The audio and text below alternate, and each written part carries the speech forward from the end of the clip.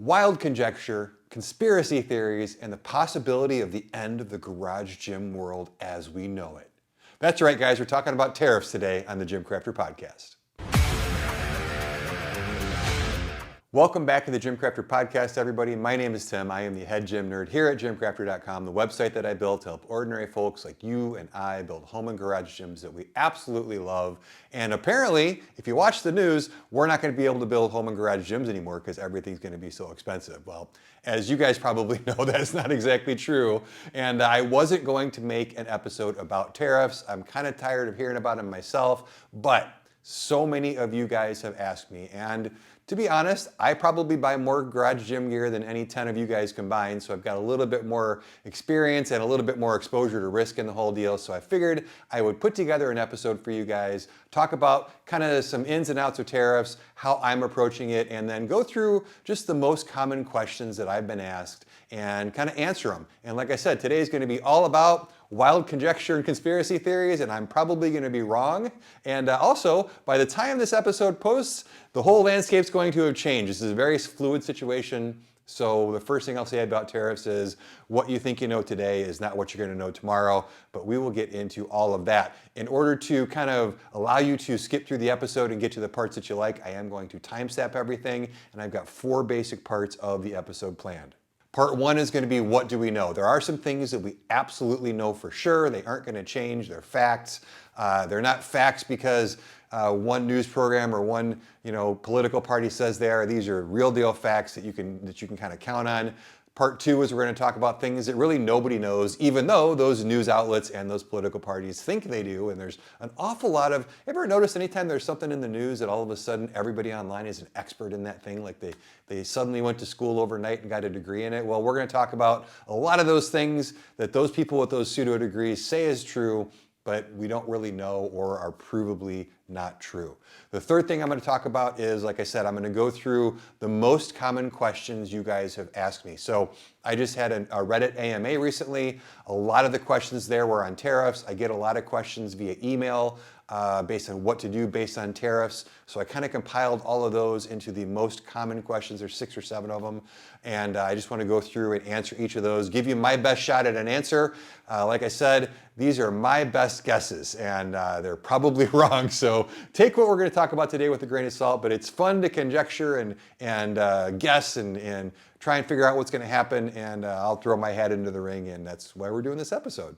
The last thing that I'm going to go over is what I have done. So it's one thing to hear experts kind of say, this is what you should do, and this is what I think is going to happen. It's another thing to hear those same experts go, well, what are you actually doing about it? And I have actually taken some action based on what I think the tariffs are going to do or not do on our industry. So at the end of the episode, make sure you stay tuned for that. I will talk about some things that I've bought, some places I've chosen to buy from, some purchase decisions that I've sped up, some purchase decisions that I've delayed, all because of the tariffs. So that's the episode. Like I said, those will all be timestamped down below in the description so that you guys can jump right to the parts that you're interested in. And as I mentioned, let's start with the things that we actually know. I made a list in my handy dandy little outline here of 7 things that I think that we can be fairly sure that we know for certain. Number 1, the tariffs on China are what are going to impact our industry the most. While some of our gear comes from different places around the country, a lot of our clothing is made in Vietnam and Indonesia. There's some other stuff that comes from Canada. There's some stuff that comes from Mexico. But on the whole, when we talk about tariffs in the garage gym space, we are talking about tariffs on China. So for the rest of this episode, when I talk about tariffs, I'm going to be specifically talking about tariffs on China and Chinese tariffs on us and how those impact us. I'm not going to be dealing with some of the smaller countries and things like that. Number 2, there have been tariffs for many, many, many, many years. Tariffs are not new. I've talked to a lot of people who are like, well, we didn't have tariffs before, now we do. Guys, there have been tariffs for a very long time. They have varied in size. Probably 6 years ago now, there were tariffs put in place on China that raised prices, and while not as much as they have raised prices now, those tariffs have been in place for a very long time. There have also been tariffs from other countries on us for a very long time. Our friends up in Canada, America's top hat. I'm sorry, guys, I couldn't help but saying that. I apologize if that offends you. I'm just ribbing you. But you folks up in Canada have dealt with tariffs on American imports for a very long time. So there's other people in other countries that'll watch this podcast who are like, yeah, tariffs are a thing. Like they've been a thing for a very long time. So again, it's not new. It's just different a little bit. And that leads to thing number 3 that we know for a fact, which is people in the US, boy, we freak out and like to catastrophize about a lot of stuff that a lot of folks that I know in other countries, they're much more patient than we are. They'll sit back and go, like I said, we've had tariffs forever. I'll use Canada as an example. I've mentioned in this podcast a bunch of times before that I used to sell, for about 30 years, I sold appliances and electronics. And for the last 10 years of that, I handled the phone and internet sales division of a very large appliance and electronics company. And that meant that my team regularly, daily, got calls from people in Canada who wanted to buy appliances because the appliances in the US, especially high-end appliances, were much, much less expensive here than they are in Canada. Well, the way that you get stuff from here to Canada is you put it on a cartage company and they take it up to Canada. And the freight company is actually the one who's responsible for collecting taxes, fees, excise stuff, and tariffs before they deliver those goods to the customer. Because once the customer has them, they're like, I don't know, I lost them in a boating accident, right? And for you guys, comment if you know what that's from. But what'll happen is that the cartage company would then have to give an estimate to the customer before they made a purchase, because I would always tell my team, quote them a price and let them know that our shipping department will get back to them with what the taxes, tariffs, and fees were going to be. And it was not unusual for a $10,000 kitchen full of appliances to have a landed cost in Canada of anywhere between $13,000 and $15,000. It's a 30 to 50% tariff or tax or combination of thereof on those appliances going into Canada. And I talk to a lot of folks now who talk about, it's cost prohibitive to buy a Rogue piece, or it's a cost prohibitive to buy a Black Widow piece, or it's a cost prohibitive to buy things from the US because by the time it gets up there, it's so much more expensive due to shipping and fees and tariffs that it's just not worth buying. So that's a great example of other countries are kind of looking at some of us at this point going, well, you guys are freaking out an awful lot. So, and look, I don't want to discount that. There's an awful lot of big changes. I know that they got a lot of people emotional, but in the end, this is something, like I said, that's been going on forever. And like I said, you folks up in Canada, you've been dealing with this for years. I know firsthand. So I'm not sure what those rates are now, but you guys have been kind of dealing with it for a while. So everybody just,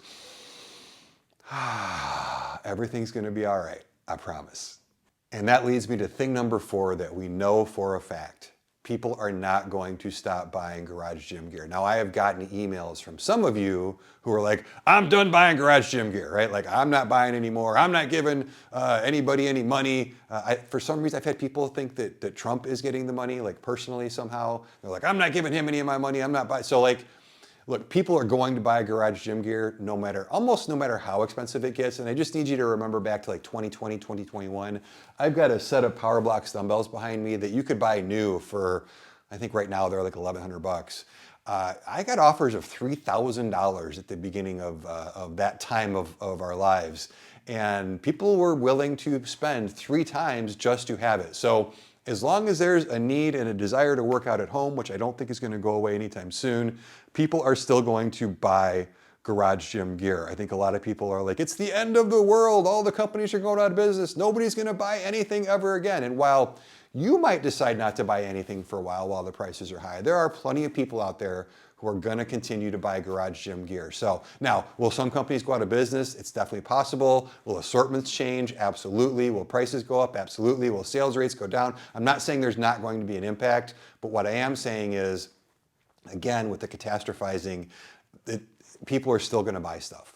And that leads to the next thing that we know for sure, which is you and I can be a little upset because as hobbyists, we know what stuff has cost, right? We know that product A just went from $500 to $800, so we're kind of bent out of shape. We're like, oh, I can't believe it's up that much and I'm not gonna pay $800 for something that should cost $500. And it's like, well, first of all, things should cost whatever keeps the company in business, and right now that's $800. So let's just be real honest about that. We'll talk about that a little bit more in a little bit here. The other thing is that I would say probably in my experience, only about 95%, just that small little minority of people who buy garage gym equipment are not hobbyists. Like most of the people that buy this stuff are not tracking prices. They don't know what something cost last month.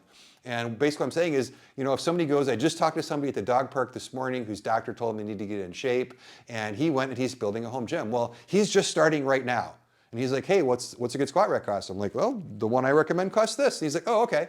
Like he has no idea what this stuff used to cost. And I call it like the grandpa syndrome almost. I think a lot of people, and I've found myself guilty of this too, of sounding like your grandparents. Like, well, I remember back in 2024 when garage gyms used to cost a nickel. Like, right? And like, remember your like grandparents like, I remember when movies used to cost a nickel. And I remember when everything cost a nickel somehow. Like, my grandparents only paid a nickel for everything. But I think a lot of us are starting to sound like that. And in reality, the price is what the price is. And a very large portion of the market isn't going to know what the price was. They just know what the price is, and they're going to make a decision to buy or not to buy, and they're not going to be all bent out of shape about what stuff used to cost. So that's another thing we know for sure is most of the folks watching this podcast, we're the ones bent out of shape, right? Like we're the ones who are like, well, I was going to buy this bench when it was $300, and I'm really having a hard time paying $500 for it right now. Like we're the ones who are more upset than anybody else. And the last thing that we know for sure is that watching the news is not helping anybody. So I just went through a 90-day media fast where I didn't do any movies, no TV shows, no YouTube, no Instagram, no Facebook. That's why if you follow me on Instagram, there haven't been any posts up there for several months. And that's because I went on a complete and total media fast for 90 days. The only thing that I let myself do was post videos here on YouTube along with the podcast. And even then, I couldn't look at the thumbnails. I couldn't watch a video while I was there. A lot of the garage gym channels that I normally follow, I wasn't watching their videos. And what I realized was that for the first month, because I'm a news junkie, like probably to an unhealthy level, and especially for politics. And by the way, guys, this is a garage gym podcast. This is not a political podcast. I am not going to talk politics here as much as I would like to. And as while I don't normally delete comments, I will say that inflammatory political comments are going to get deleted. So I'm not here to argue about politics or who's right and who's wrong and who's greedy and who's like, that's not what we're here to talk about. I want to talk about garage gym stuff. That's awesome. Please comment below what you think is going to happen with pricing, why you think it's going to happen. But let's keep it on the garage gym side and keep it civil. So that's kind of important. But anyway, for the first month, I was physically jonesing for the news. Like I'm not exaggerating. I was physically addicted to certain YouTube channels, certain podcasts, because there were no podcasts then either. Like complete media fast. I couldn't do anything. Honestly, it was awesome because after that first 30 days, after I kind of detoxed from it, it was fantastic. It's funny how even when you don't watch the news, everything major that happened in the world, I found out about. A friend told me, a relative told me, my parents talked about it, my brother talked about it, people I played golf with talked about it. You find out, right? But I didn't need to be watching 70 different opinions on what's happening. And I think that one of the things that a lot of us can do is just stop watching so much news, because I think part of the level of upset and the level of worry that's out there in our community and some of the panic in some of these emails, like, I was gonna build a garage gym and I saved up this much money and no, I'm not gonna be able to do it, oh no! It's like, just, again,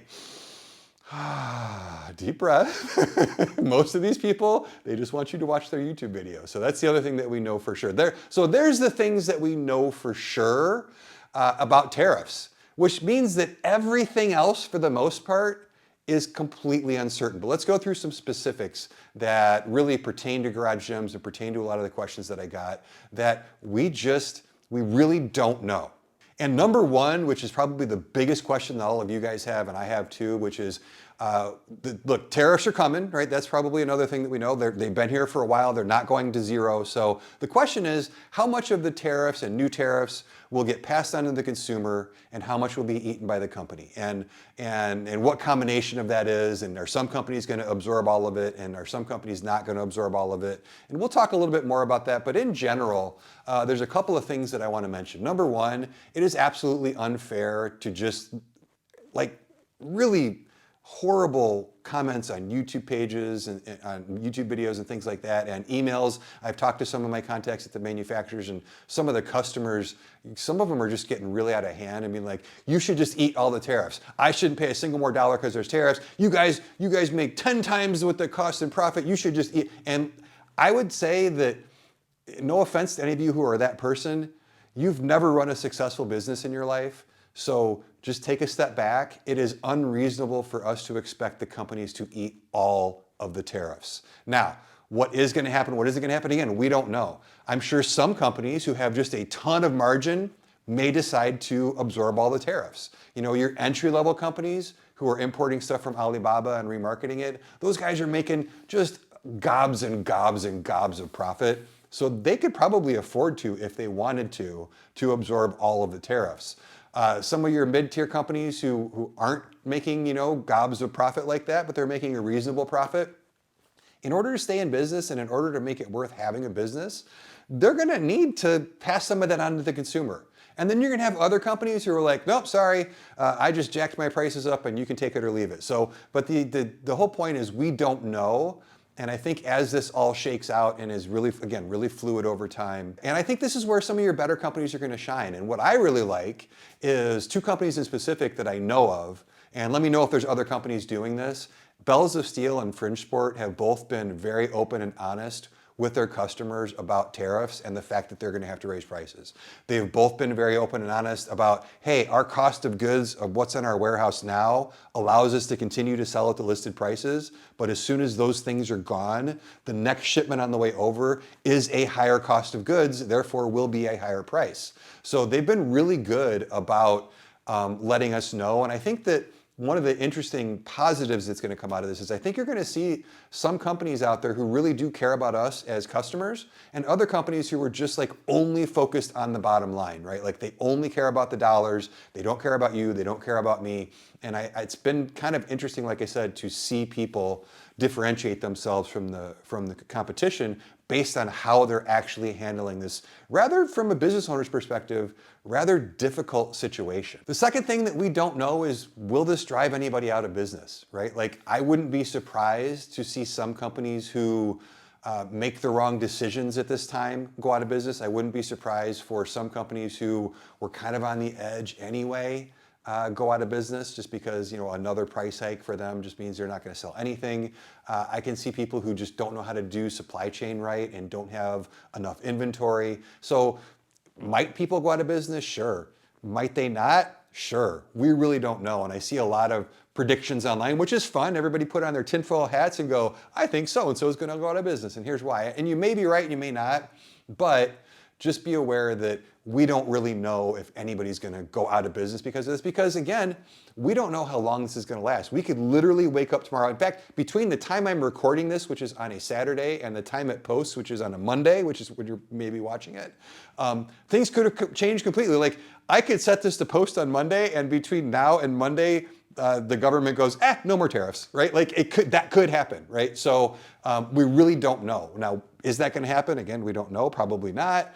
But in the end, I wouldn't spend a whole lot of time wondering about who's going to go out of business. However, I would spend your money on companies you think aren't going to go out of business. So while I don't think it's super smart to try and figure out who is going to go out of business, I think it's probably reasonable to say, okay, I don't think Rogue's going to go out of business, right? I don't think Rep's going to go out of business. I don't think Fringe or Bells or several other companies are going to go out of business. I don't think Freak Athlete's going to go out of business. There's a lot of companies who are like, they're going to be around. They might make less money. They make less sales. They might sell less stuff, which we'll talk about in a little bit.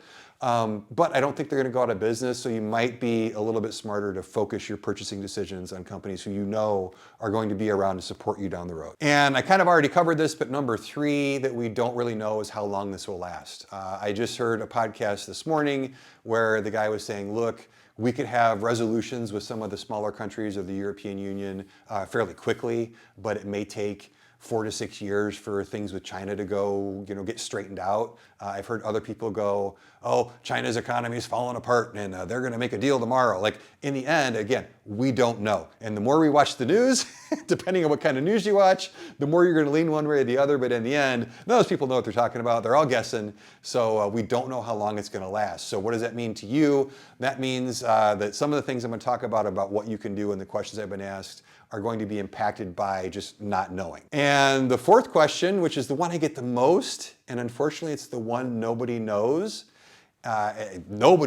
which is, should I buy now or should I wait? And I'm going to actually answer that question more fully when I get to the most commonly asked questions. But in the end, honestly, I don't know. So when you write in and you're like, hey, Tim, should I buy this now or should I not buy this now? Again, I'll have some specific advice for you to kind of take into account, and I'll let you know what I've done, because I've definitely bought some stuff early. And I've definitely bought some stuff from different places because of this, but I don't know. Like, I honestly don't know if you should wait or not. It's completely up to your specific situation. So there's the most common things that we don't really know. So with all of that in mind, let's take a look at the 7 most common questions that I get and what I've been giving as answers, and just some things for you to think about. Again, I know nothing. All of these are probably wrong. I take no financial responsibility for you taking my advice. I'm just going to kind of tell you how I think it is and why, and again, what I've done about it, and we'll go from there. And number 1, let's just deal with it now, is should I buy now? And my answer to you right off the bat to everybody is, if you were already going to buy something, then yes, you should buy now. While there's definitely an opportunity for prices to go up from here, I don't see really any realistic scenario where prices go down. So you're not losing anything, you're just risking if you wait. So if you were already going to buy, then I would say that you should just go ahead and buy while the prices are where they are right now, and you're not going to get charged a higher amount. Now, if the amount doesn't matter, then wait. But again, if you were ready to buy something, even it's like, hey, next month I'm going to buy this thing, yeah, you should buy it now. Now, my one caveat to that is I don't think you should go into debt to do that. I definitely think if you don't have the money, then you don't have the money, and not buying it now and not buying it in 6 months saves you 100% on that product, regardless of what the price is. So, but in the end, if you were ready to buy something now, if you had the money to buy it now, then yes, I think you should buy it now. If you weren't planning to buy something, it's just, then no, you shouldn't buy it. Like, I see a lot of people are like, well, I kind of like that thing, but it's going to be expensive later and I'll just buy it. Like, if you weren't planning on buying something, then don't buy something. Like, think and ask yourself this question. If there were no tariffs in the future, would you buy it? If the answer is no, then you should probably not buy it. So I think, again, back to watching the news where everybody's like, buy everything now before the prices go up, and you get kind of caught up into that. I don't necessarily know that it's worth buying something. And that leads to the last thing that I'll make is this kind of reminds me of a lot of Black Friday type stuff, right? I talk to people on Black Friday and I'm like, hey, I love talking to people after Black Friday, and they're like, what'd you get, right? Like, everybody's really interested in what deals you took advantage of and what you bought. And I can't tell you the number of times I talk to people like, oh, I bought a barbell and I bought a bench and I bought weights and then I bought some cable attachments. And it's like, cool, awesome. And then I'm like, how do you like this stuff? And they're like, man, I love the barbell, I love the weights, I love the cable attachments, but man, I didn't need the bench. It's just kind of sitting there in a corner. Well, when you look at the cost per item that you actually use, you didn't save any money, right? That person actually got screwed on Black Friday because they bought something that they didn't need and they aren't going to use. So you've got to kind of spread that cost among the stuff they did use, if I'm making sense. And all of a sudden you didn't get a good deal on anything. So my advice for this is the same advice as Black Friday, which is, if you need stuff, if you were going to buy that stuff anyway and you just waited till Black Friday, then that's a really good idea. I wouldn't go and buy stuff. It's like, I know people, they're significant, they talk about significant other math. I'm just going to be politically correct on that. Hey, I bought 3 pairs of shoes because they were on sale and I saved $60. Like, I made us $60. Like, well, you didn't need 3 pairs of shoes. You spent $120 we didn't need to spend. And I think that looking at tariffs that way might be important. In that, just take a step back again, take a breath, and if you needed it, buy it. If you didn't, don't. And hopefully that answers the question, because that is by far the number one question that I get on that AMA, via email, via comments under videos nowadays. It's asked almost on a daily basis to me, and that's my advice. So hopefully that helps you guys out. Let's take a look at the second most common thing I get asked when it comes to tariffs, and that is, we kind of talked about it a little bit, which is, shouldn't the companies, hey Tim, don't you think these companies should just eat those tariffs? Don't you think they should just absorb the prices? I mean, they make enough money anyway, right? And as a small business owner myself, this is what I do for a living. I can tell you, especially living in Illinois, which isn't a very business-friendly state, like I just changed the name of my corporation from what it used to be, which was like a parent company, to GymCrafter LLC, or it's not LLC, just GymCrafter Incorporated. In Illinois, that cost me $600. To change the name of my corporation cost me $600 in Illinois. Not to mention what I had to pay my accountant, not to mention what I had to pay in regular taxes, not to mention that I had to pay Social Security taxes. I had to pay unemployment taxes, and I don't have any employees. So the cost to run a business, and that's kind of why I made the comment before that a lot of the folks were like, shouldn't they just eat it? Odds are that that person's never run a successful business before, because it's crazy of, yes, widget A costs $5 and you're selling it for $15, and everybody's like, wait a minute, you're selling it for 3 times what you paid? And they don't realize what that other $10 pays for. So no, I don't think companies should eat it. Now, some companies, like your entry-level companies, like your major fitnesses and your Macolos and places like that, they make so much money. I think that they could eat it, but I don't think that they're going to. What I think they're going to do is they're going to watch everybody else's prices, and they're going to raise their prices as much as they can to still be lower than other people's prices, but still maximize their profits. I don't think that they're going to do the right thing, because those companies are marketing companies. They only care about your dollars, and they only care about the bottom line. Whereas I think other companies, like Bells of Steel and Fringe Sport, are 2 good examples. Rep Fitness a little bit less, but still Rep Fitness. I know Freak Athlete I've talked to. They're actually cutting other things in their company, and they're absorbing some of the costs that way. They're looking for ways, I talked to Freak Athlete yesterday actually, and they're looking for as many ways to absorb the tariffs as they can internally. So they're paying their affiliates less, they're doing less marketing, they're spending less on certain things that weren't as effective anymore, because they don't want to pass any excessive amounts to the customer, and they want to avoid that if they can. So I think those are your two extremes. But do I think that companies should eat it? No, I don't think companies should eat it. I think companies should make a profit. I think they should make a good profit. I think that they should make as much profit as they possibly can, as long as they're doing it with integrity and honesty. And oh, by the way, make sure you're subscribed to the GymCrafter podcast, because next week we're going to talk about one of my favorite issues, which is integrity in the home gym space, and what that means to you and who you should buy from, because there have been an awful lot of integrity and IP theft issues lately, and false advertising issues, and I think it's time to call some people out. So make sure you're subscribed, ring that bell, so that next Monday when that podcast launches, you'll get that. But in the end, I think that if a company is operating with integrity and honesty, they're making a good product, they're providing value, and customers are buying the product for the price that's on it, they should be able to make as much money as they want.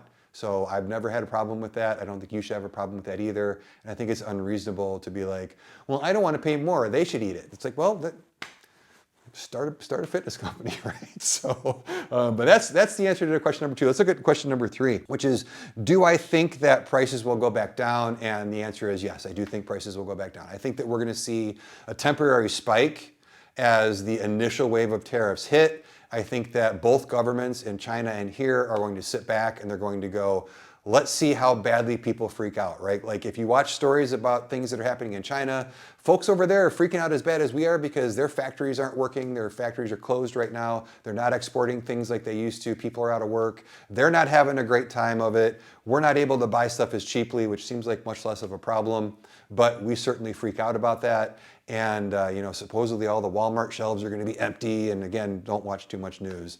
But I do think that they're going to go back down. But I think right now, I think both countries, unfortunately, are kind of just doing this little face-off, stand-down, Mexican showdown thing, and really just seeing who's going to blink first. And I think that while that's going on, I think that prices are going to spike. And then what I think is going to happen is that somebody's going to blink, or the consumers are going to get too upset, or the workers are going to get too upset, and prices are going to start to come back down. The interesting thing for me, and the thing that I'm most anxious about watching, is back to that integrity thing. What I want to know, and this is similar to in like 2020, 2021, when things got more expensive, Some companies were like, hey, we have to charge more right now because of supply chain and supply and cost of everything. And so it's going to cost more for now. And then when things went back down, their prices went back down, and they were good citizens and they were good companies, and they did the right thing. They're still making lots of money, but they're like, we're not going to gouge our customers. And there were other companies who were like, well, people are still buying at this price up here, and our costs went down, but they don't need to know that. And so for me, it's going to be interesting to see when we kind of come out of these initial price spikes is what companies are going to lower their price back down to take care of their customers, to maintain their customer base, to try and keep a higher volume of sales, and then what companies are going to keep their prices raised artificially and blame tariffs. Like, you'll have companies who go, nope, sorry, it's up here because of tariffs, and you're like, well, the tariffs are not there. Okay, dude. And then I think you're going to have companies who are going to kind of feel things out. And what you're going to see is you're going to see companies who go, wait a minute, we raised prices. And again, like I said at the beginning, people are still going to buy garage gym stuff. And they're like, well, we sold 3 less units, but we're making 20% more profit. So we're just going to keep the prices here because people are still buying up here. So when we talk about later what you can do about this is, not buying stuff you don't need is a big thing. But not buying from companies who are clearly ripping you off, which again is why I'm going to do an episode next week about integrity and ethics, because I don't think you should send money to people who are shady companies. So we'll talk about that next week. And that comes to the fourth question, which is, do you think companies are going to take advantage of this and raise prices more than they actually have to? And I'm going to say a resounding, absolutely, people are going to do that.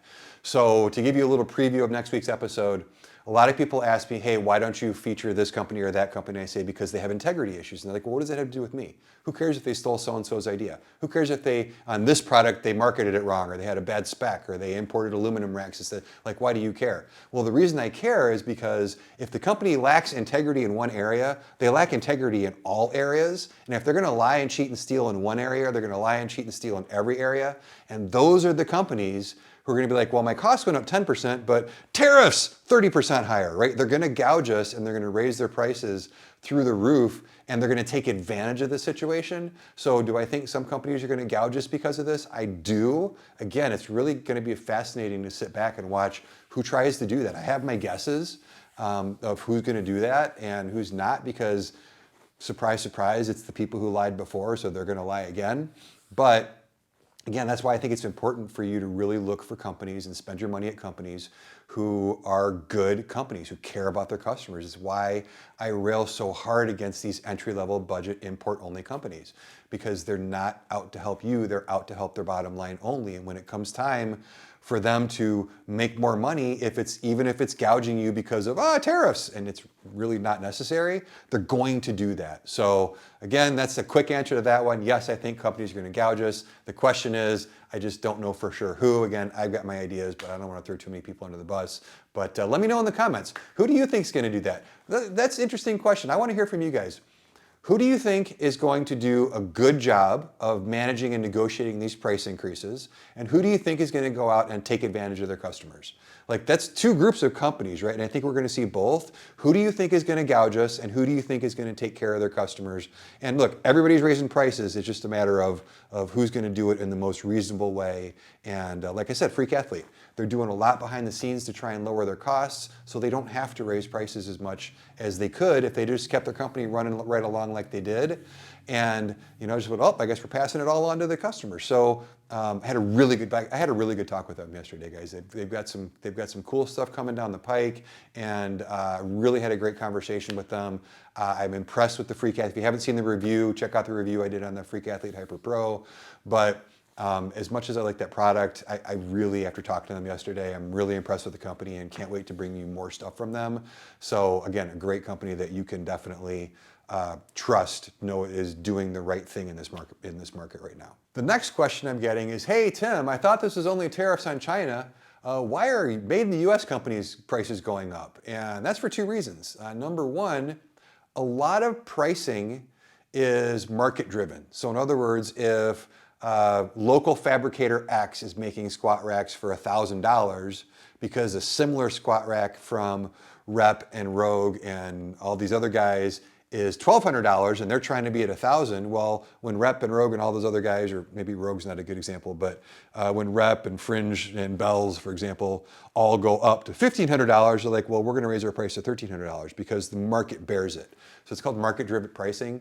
Again, pricing isn't driven by what cost is. I think that's one of the big mistakes people get into when they get into sales and when they get into business, is they're looking at cost plus instead of what's the product worth. And what it's worth is what people are willing to pay for it.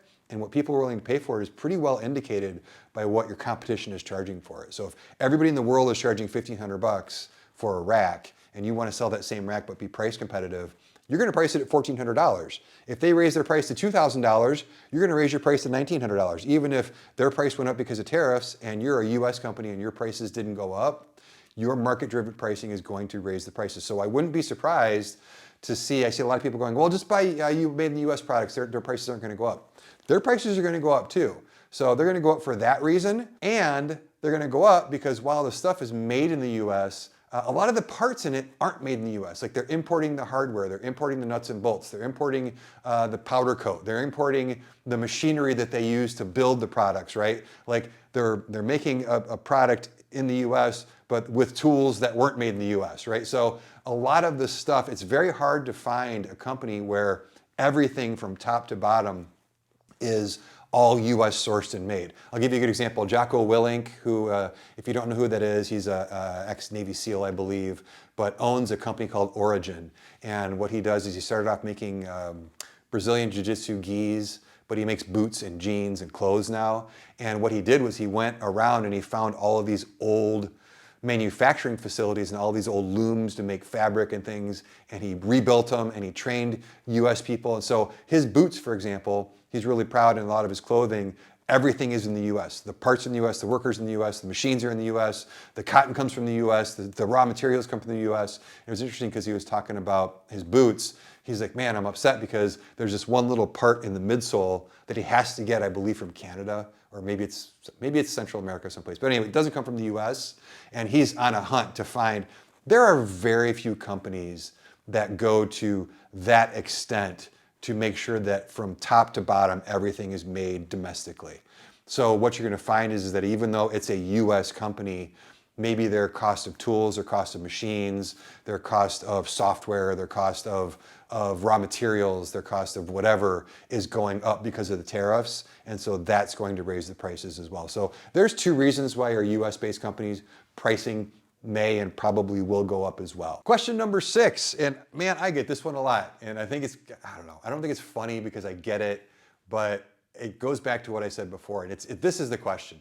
Who in the world is going to pay that for that, right? Like, who in the world is going to pay $500 for that bench that used to be $300? Who in the world is going to pay $2,000 for that rack? Who in the world is going to pay $1,500 for that bench? Whatever it happens to be. And the reason that we're saying who in the world would do that is because we know what things used to cost. The right answer to who in the world is going to pay X for X is a lot of people. A lot of people are. A lot of people are either not going to know what the old price used to be. A lot of people are like, it costs more. I need one. I'm going to buy one. And that's kind of the boat that I'm in. And I'll tell you a little bit the things that I have bought. But for me, at first I thought about buying a bunch of stuff. I thought about taking some money out of the business because I know what my editorial calendar looks like for the next year and the products that I want to look at and the products that I'm going to have to buy versus the ones that I'm going to be able to get from companies. And I'm like, well, maybe I should just buy it all right now. And for me, it was like, well, I'll just pay the prices when it comes time. I'm like, I'm not going to load up my garage with stuff.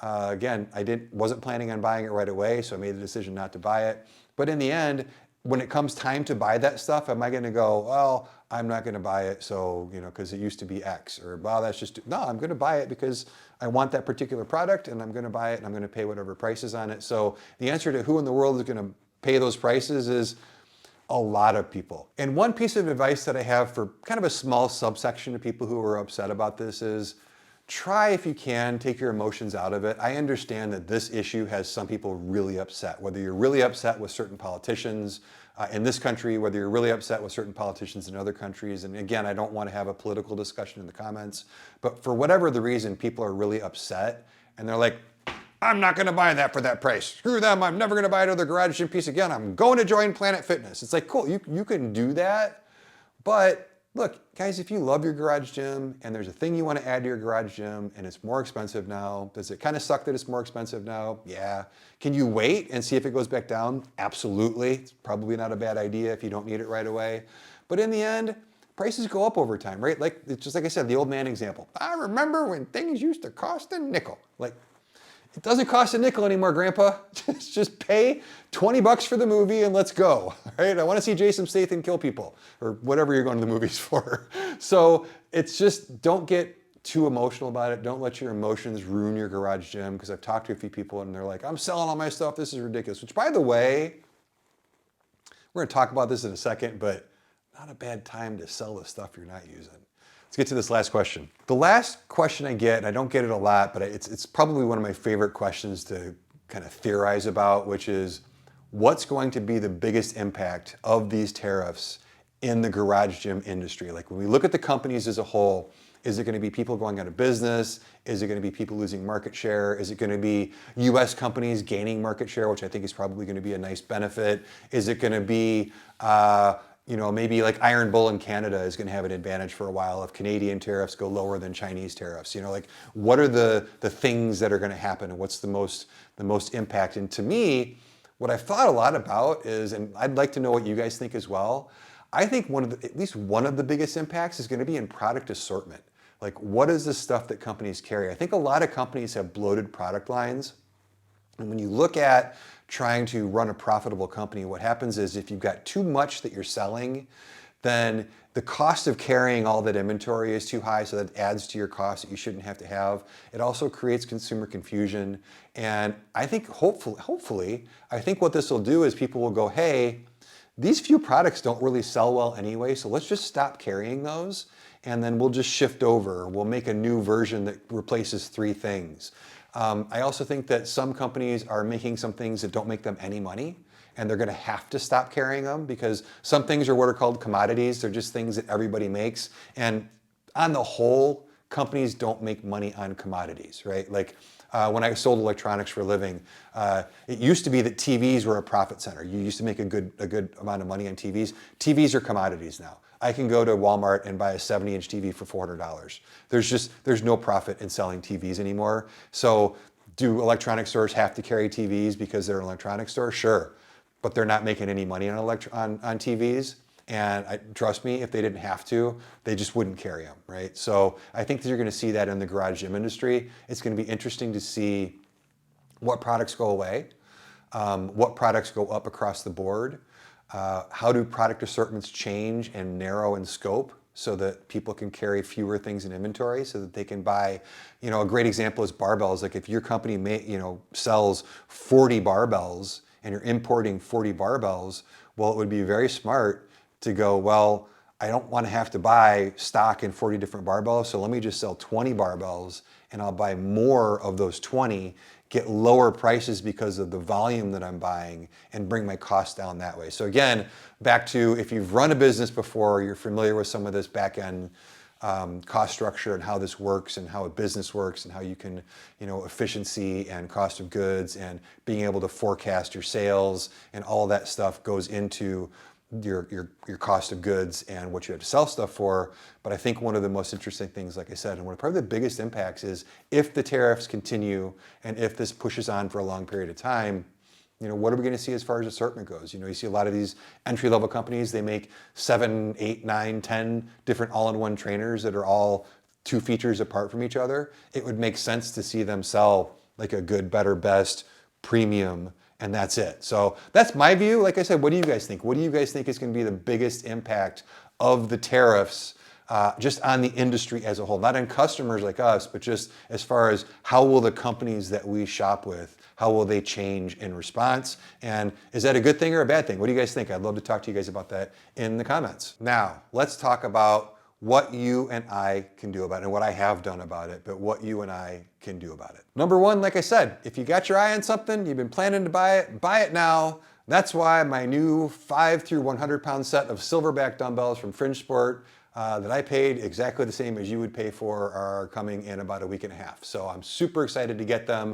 I can't wait till they get here. It was a purchase that I was going to make anyway. I wasn't going to make it right now, but I was going to make it.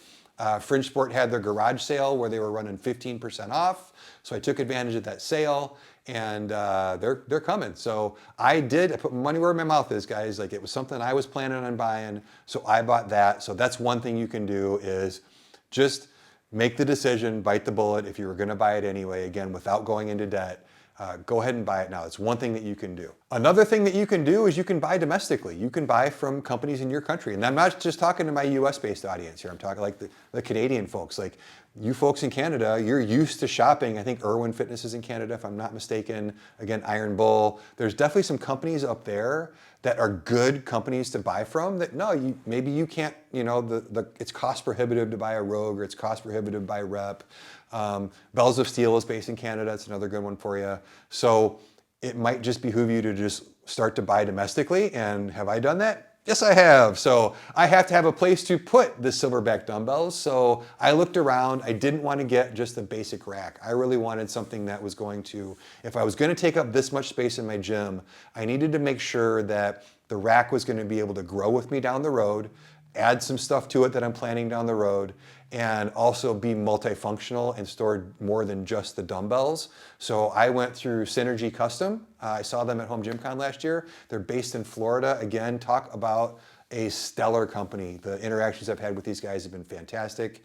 Yes, they're more expensive than just a regular old dumbbell rack that you can get, from Fringe Sport that match the silverbacks or anything like that. But I figured, let's go ahead and support a US-based company, because one of the things I want to happen because of the tariffs, and one of the things that I think is good, is that I hope and I pray and I really want some of the US-based companies, or the domestic companies, even the companies in other countries who are selling to their own consumers, to benefit from this. I want to see more market share go to the Synergy Customs of the world. I want to see more market share go to the Black Widow training gears of the world. I want to see more market share go to the people who are making stuff here in the US. And I have to do more than just want that, right? Like, I have to, as a consumer, I got to put my money where my mouth is. So they make this new, it's brand new. They just came out with, it's called their Delta Rack. It's going to take up the entire wall behind me. I've got to move the Dane forward 3 feet just to fit it back there. So that's a project I'm not looking forward to doing. But that's one thing you can do, right? You can start looking domestically, because if the prices go up and stay up, all of a sudden the delta between that and a lot of these domestic companies isn't as big as it was. And I can guarantee you, based on the stuff that I saw at Home GymCon, this stand is going to be way nicer than anything I could have paid less money for. And again, super excited. So I hope the shipping is going to work out well. We're cutting it real close. I thought I was going to have the stand already, and it's not quite here yet. It is custom. They do make things as you order it to your specifications. So I've got some cool stuff that's going on it aside from just the dumbbell storage. But that's one thing you can do, and those are the two big things that I did. I probably spent like a little over $5,000 on those two things. Just because and if there weren't the tariffs, I may not have done that right away, right? Like, I would have bought both of them eventually, but I may not have bought the silverbacks as soon, and I may not have gone with Synergy, right? Like, I may have looked at other options, but again, like I said, I want to support the domestic companies, and I'd like to see them get a bump in business because of this. So hopefully I'll be able to bring you guys videos on those soon. I'm super excited. Let's talk about what else you can do in reaction, or to kind of offset the tariffs. And this one is really important. Buy used and sell used, right? Freedom Fitness equipment, my buddy Ashton out there in, I believe, North Carolina, South Carolina. Gosh, I always forget which one it is, but he's in the Carolinas.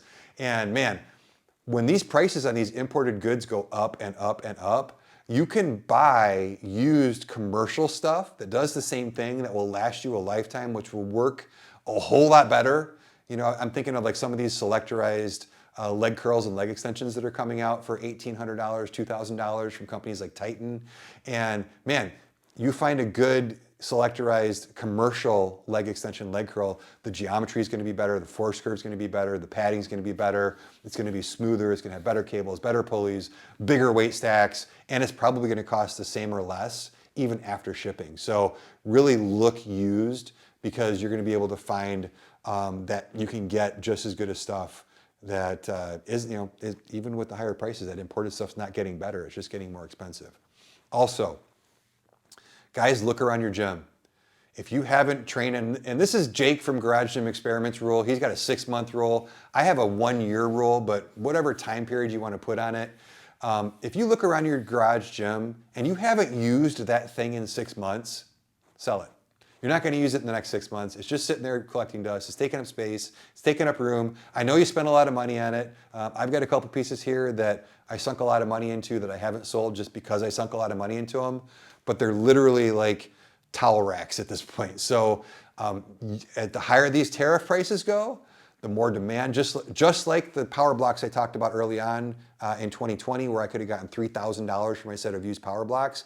I don't think it's going to go that crazy, but if this tariff thing lasts for a while, you're going to be able to get some good money. So if you've been sitting on stuff, you're like, I'm not going to get much money for it. It's not worth the hassle. It may be worth the hassle now. So that's another thing you can do is sell some of that stuff that's been sitting around. I like Jake's rule for home gym stuff. I like my rule for everything else in your house. I go through my house once a year, and clothing, if I haven't worn it in the last year, it's out of here because I'm not going to wear it in the next year. There's no reason for it to hang there because someday I might have a special event that I can wear that with. Just get rid of it. The next one I talked about, really try and stick with honest companies. Again, there's going to be some people out there, as there always are, trying to take advantage of you, trying to gouge prices. And there's enough choices out there for you and I at this point to not have to do that, right? You don't have to suffer through terrible customer service. You don't have to give your money to an unethical company. There are plenty of good options out there who will take care of you as a customer. So I would say if you are out there spending money, really take some time to consider not just the item you're buying, but who you're buying from. And again, check out next week's podcast because I am going to call some people out by names that I won't buy from. Not that you won't buy from them, but that I won't buy from, and I'll tell you why. I covered this one also. Don't shop angry. Don't get mad. Don't get emotional. Just keep it kind of just calm, cool, and right, just take a breath, and if you need something, buy it. If you don't, and if you got to pay more than it used to be, then you got to pay more than it used to be, right? You don't get angry about things that you can't change. The next one is realize that you probably didn't need that new toy anyway, right? And this is gonna dovetail with the last point, but realize that a lot of us, we like our toys. I am awful at this, right? Like if I had a lot of money, this gym would look a whole lot different and be really cluttered with stuff that I don't really need because I like to buy the shiny new toys, right? And I think we all do. We all, especially we see the YouTube video on the new whatever that came out and we're like, I think I need that. And then you realize you don't. But realize that maybe this price increase was just the nudge that a lot of us needed to be like, maybe I don't really need that anyway, right? So maybe not buying stuff is the right thing, right? Like maybe just not buying that new thing. And this dovetails into the last thing. And this is something that I see a lot. And I'll probably make a couple of videos about this. I've got some new types of content planned coming up, and I think this is going to be one of them, which is a lot of us have this equipment that we can do a lot with, but we don't do a lot with it, if that makes sense. Like we buy product X to do one thing, and we use it for that one thing, and meanwhile, it does 10 other things that we would really like that we don't need to buy new stuff to do. So I think it's a good time to look around the gym and go, how can I change up my training? How can I use things in a different way? Like if you've got a cable machine, I guarantee you, even if you've had that cable machine for 10 years, there's 20 things you can do on that cable machine that you haven't thought of doing. So this is a good time that instead of buying new stuff, instead of watching product reviews on YouTube, maybe start watching like training stuff and training tips and how-to videos and talking to people about how to use the stuff that you have in new and different ways so that you can have something quote unquote new, even though it's just doing a new thing on an old device. So, and then, I wasn't planning on saying this, but the last thing is, like I said, don't get bent out of shape. There's nothing we can do about it. Sit back and watch, and whatever happens, happens. There's no reason to let, again, things that you can't control get you upset, get you bent out of shape. You can't control it. So it's just, nobody's mad but you. So you can actually choose not to get upset. So hopefully that helps. And I'm sure, A, I got a lot of stuff wrong, so tell me what I got wrong down in the comments. B, I'm sure that, like I said, by the time this video posts, it's all gonna be wrong anyway, so let me know in the comments what's changed. And then C, like I said, I probably missed a lot of stuff. So let me know in the comments what I missed. If I need to do another episode, which I might, it depends on how the landscape changes. But yeah, so that, my friends, is all of the conspiracy theories, wild conjecture, and me spending almost an hour talking about stuff that I probably am not qualified to talk about. But anyway, that's all I've got for you guys today. Thanks for tuning into the podcast. Thank you for listening this long. It's always crazy to me. I think this month I'm going to hit 1 million total views on the YouTube channel, which it hurts my head to think about why people would sit down and watch something that I made 1 million times. But it's also super cool, and I'm super thankful to you guys and really grateful that you tune in and that you comment and that you like and you share and all that kind of good stuff. So please keep doing that, and I'll keep making this stuff because I have a great time doing it. And until the next podcast or review or whatever you tune in for, I'm Tim with GymCrafter.